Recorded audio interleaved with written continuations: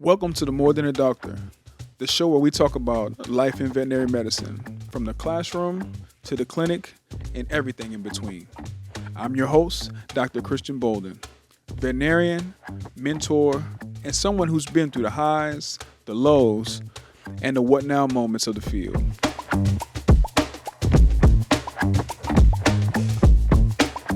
All right. Hey, everybody. More Than a Doctor is back. I thank you guys for joining us today. And it's been a while. It's been a while. And I apologize for the layoff. But we're going to get into why we had the layoff. And I think initially it was unsolicited, but I think it was much needed.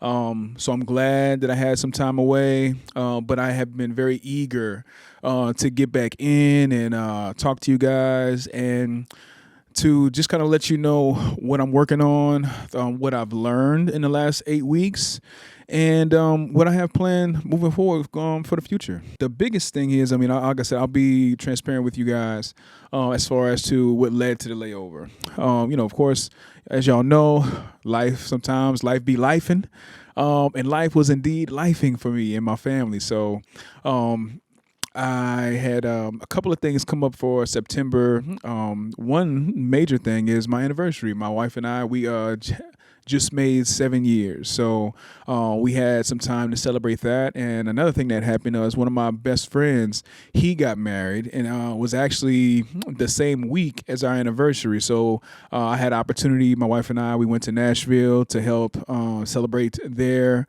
union. I was actually in the wedding. So shout out to my boy Ben and Ivy and the little one they have, Bella. Shout out to you guys. Thank y'all for letting us to be a part of that. And yeah, man. And outside of that, we had some, y'all know, like as being a homeowner, it's always something. So we had some things pop up there, but got things under control, things getting taken care of. But in addition to that, and I think that's why I say it was unsolicited. As I was going through that, those things and just kind of the ruminations and everything else, I had time to reflect on how far I've come as a content creator. And I mean, if you would have told me a year ago I'd have a podcast, I would be doing these things and helping students and the people with their journeys in veterinary medicine, I could have believed it, but I would not have thought that it would have gone the way that it's gone. So within that, it's this time away has allowed me to kind of reflect on how far I've come, reflect on what I've done, the things that I think have worked well, the responses that I've gotten, and also too what maybe didn't work so well or things that I want to change or things that I want to try to help improve how we help, but also too how we can serve as a voice in the field of veterinary medicine, but also too just as a way to help and serve and bring people along on their journeys. So, like I said, I'm very excited about the opportunities that are coming, and I can't wait to share a lot of these things with you guys. I've also even perhaps have a little bit of a change. Well, not a change career-wise, but some new opportunities coming. So I'm excited to share that with you, in the future, in the coming days or coming weeks, and a new twist or new something I'm gonna add in. As far as today, here are some things that I learned from taking 8 weeks off from content creation, and I'll start with the process that I had about reflection, reassessing where you are or self-assessment, and then reapplying yourself to your purpose. Those are like the key points of what we're gonna focus on today. And let's go ahead and get started, man. I think even before we get into that, sometimes you really have to think about, as you're in the throes or in the middle of the grind, knowing when you need to take a break. And I think for me, myself, I didn't know I needed to take a break. I mean, maybe I could kind of feel it. I think that in the grind of work and content creating and family and all these things, I wasn't getting lost, but I think that I wasn't keeping up with myself. And when I say that, I mean, I wasn't allowing myself time to have that reflection as I was going along, or just giving myself those extra moments just to be still. And whether that's for rest, whether that's for, deep thinking, or whether that's just to be still in and of itself and to listen and to see what's moving and what's going on around me so that I can have continue to have better clarity and vision for, myself and my family and things going forward. I think that during this time, as I was doing reflection, part of me felt like I was letting myself down because I wasn't, creating, or I wasn't coming out with an episode, or, coming out with like, some clips or something like that. But then I had to think about, practicing what I preach, man, because I know I'll tell you guys all the time is like, sometimes you got to give yourself grace. You know what I mean? And I don't think I was giving myself enough grace or even credit for all the work that I had been doing. So sometimes you have to pause just so that you can realize what it is that you're doing and that you are in the right place, timing is right, and that in order for you to be who you were created to be, sometimes you have to be still and not be so focused on what it is that you're doing. And when I say that, I mean, what are like, whether it's projects you have, whether it's performance at work or performance at home, like sometimes you need to take a pause and not necessarily reset, but just to catch your breath. Take that woosah, so to speak.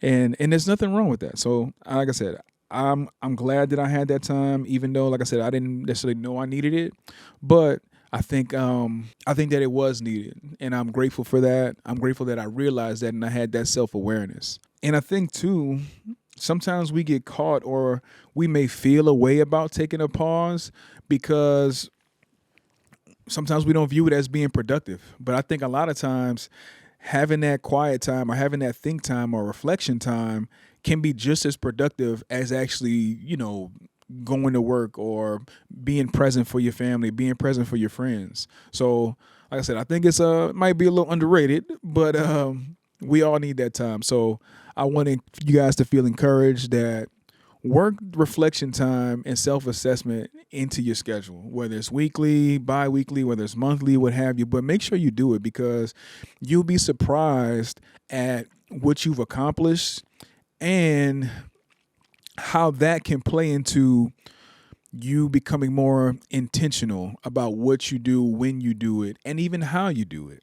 So as I talk about reflection, I think it's important to discuss what reflection means. And I mean, for me, what I think reflection is it's not just looking back at what you've accomplished or how you've did things or maybe replaying certain scenarios or things that have happened, but it's about listening and being present in the experiences that life is teaching you or the experiences that you're going through in life, and looking at how you responded and was that okay, and then reevaluating, okay, did I respond in the right way? Was my tone, how was my tone? Did I have another internal motive? Was I fully there? Was I fully present in that moment? And how could I have gone about that interaction or made that interaction better? I think that oftentimes we can find ourselves going throughout our day on autopilot. Sometimes we're not always as present as we should be in certain moments, whether that be with family, whether that be at work, whether that be with our friends.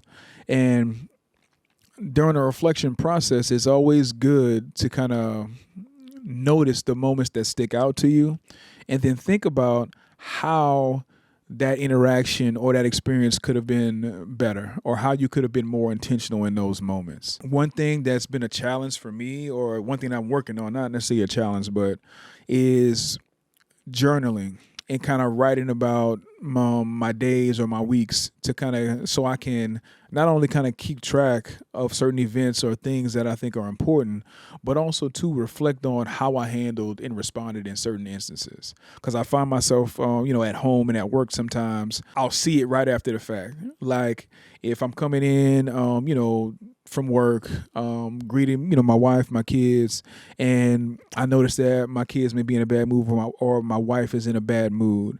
And maybe she's a little short, or even I'm a little short because I've had a long day. It's been stressful, dealing with clients and everything like that. And I may have said something and I didn't necessarily mean, it to come off or sound a certain way. But then after it comes out, I'm like, oh, I could have said that better. I could have said that in a different way or with a different tone. Journaling for me is a way where I can remind myself of how I want to be received. Because at the end of the day, whether it's someone that you know or someone that you don't know, how you're received is sometimes how people will remember you. And we always want people to remember us in a good light, and in a good way. And we want that experience to be the same as well. During the reflection process is key things to ask, or things that I ask myself: what's working,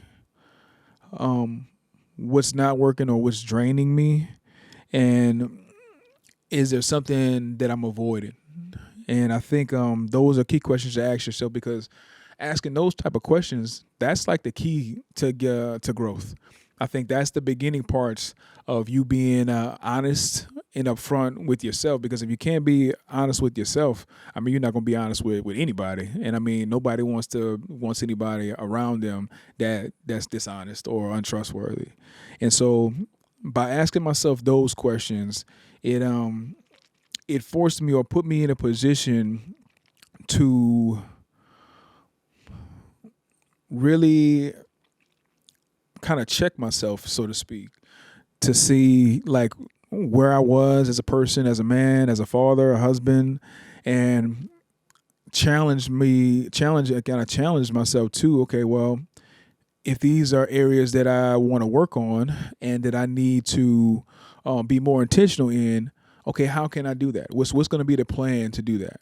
And that kind of set the stage or the basis for me for, okay, like looking at, even with how far I've come, what is the direction that I want to continue to go in moving forward?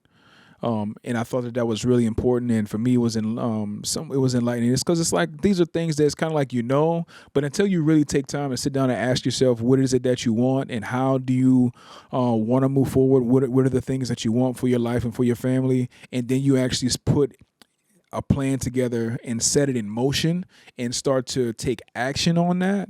Until you really start to do that, I mean, you're just hoping and wishing, basically. At least that's kind of how I look at it. Another part of my reflection process that kind of goes hand in hand with journaling, I think, is having routine quiet time, where whether you want to call it meditation, if you call it prayer, I mean, prayer is definitely a part of mine, where you just have that quiet time in the mornings when you get up, and you may not even be saying anything, but you just sitting in the quiet, sitting in the stillness. And I find the more often I do that, the more creative I become, the more ideas I have, and I dare say the better my day goes, because I've had a chance to give time to the man above, but then also pour into myself. And I know I've talked about this before. It's hard to pour from an empty cup. So you got to pour into yourself.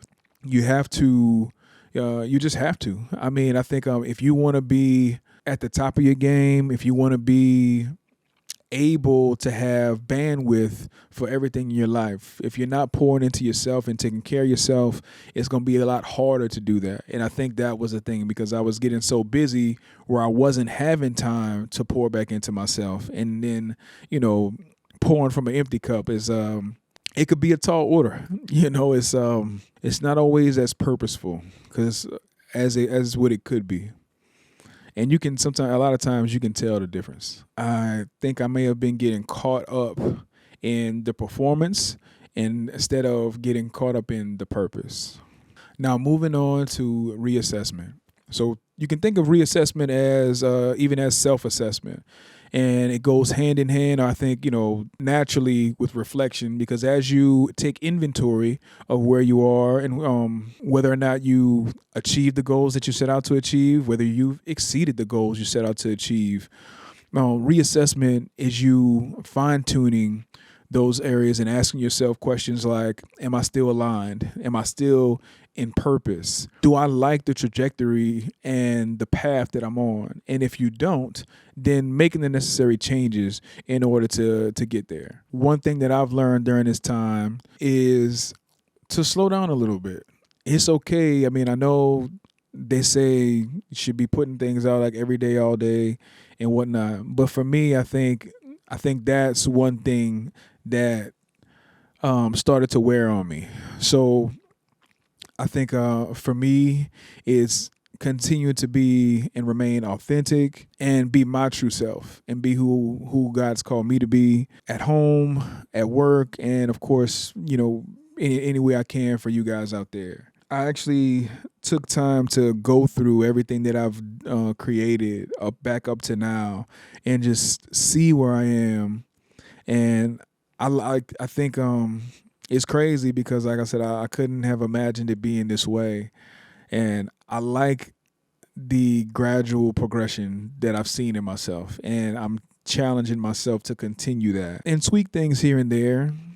I think this actually brings me to something that I'm planning to do for you guys. And I think probably by the time you guys see this, the first one may be out.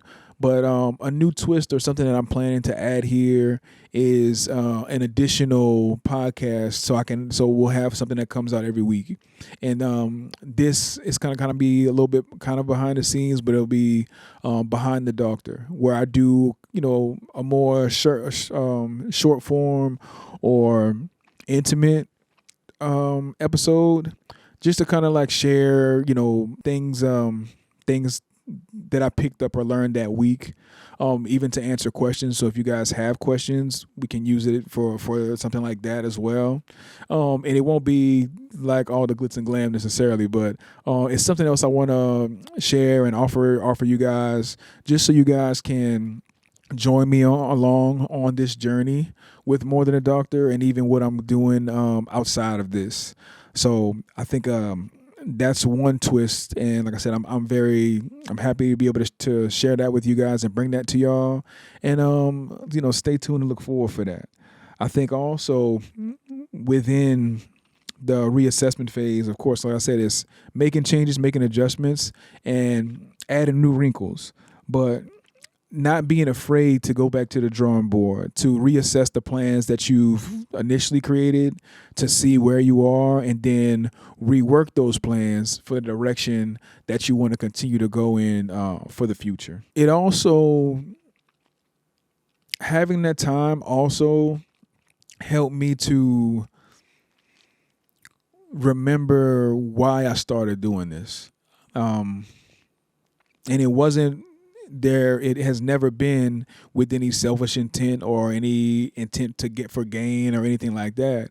It's honestly just to be another light or a beacon to help guide the next generation of veterinarians, the next generation of technicians, or whomever even can glean anything from it. Because I feel like a lot of the things that we talk about and we discuss here, you can apply to any part or any form of your life. And I had to really sit down and think about, am I staying true to that? Am I staying true to the ideals of mentorship and stewardship and service? And I don't think, like I said, I don't think I've necessarily strayed, but I think, like I said, I think sometimes our vision can be out of focus, and I think I just needed some time to refocus and replan. I mean, and having that, like I said, it's been a true blessing.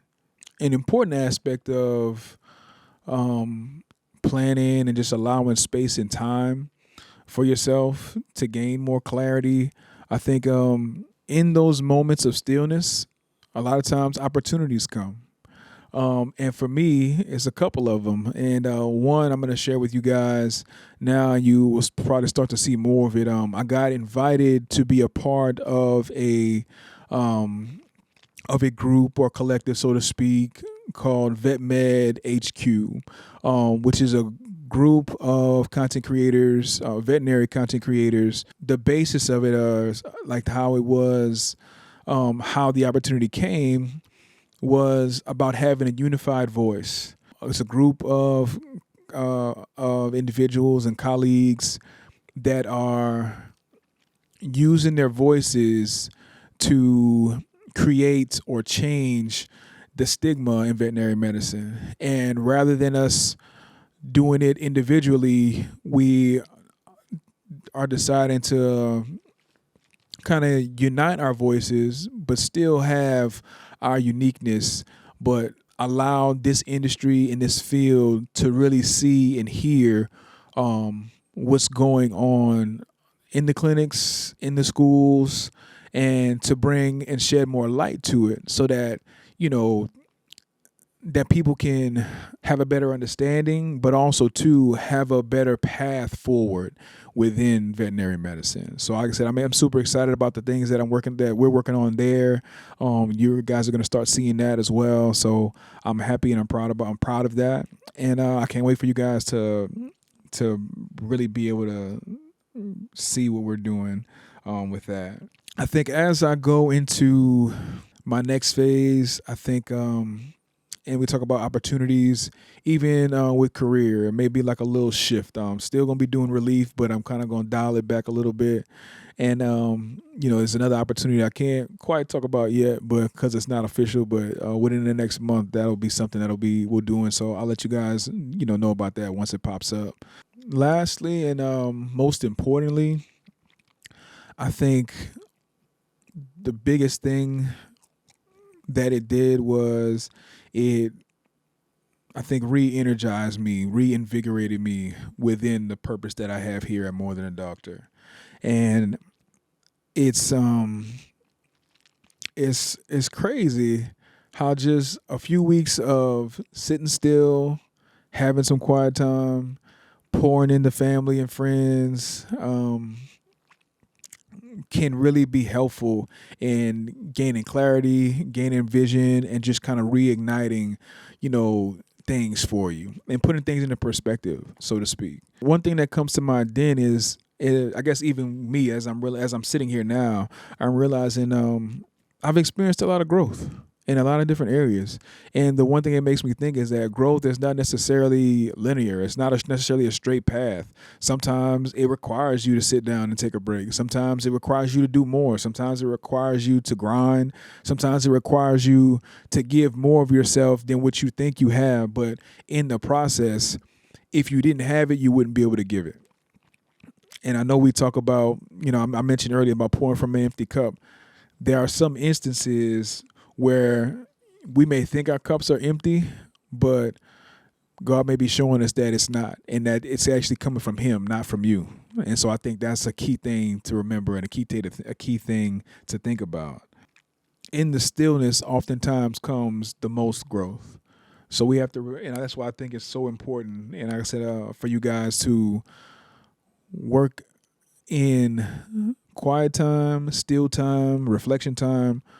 Work in these practices in your daily or weekly routine, because it'll, for me, it's only paid dividends. Like I said, and if it's not something that you have tried or done, if it doesn't work, you'd be in the same place you're in before. So what do you have to lose? Okay, so that brings this week's episode to a close, and I want to leave you guys with this.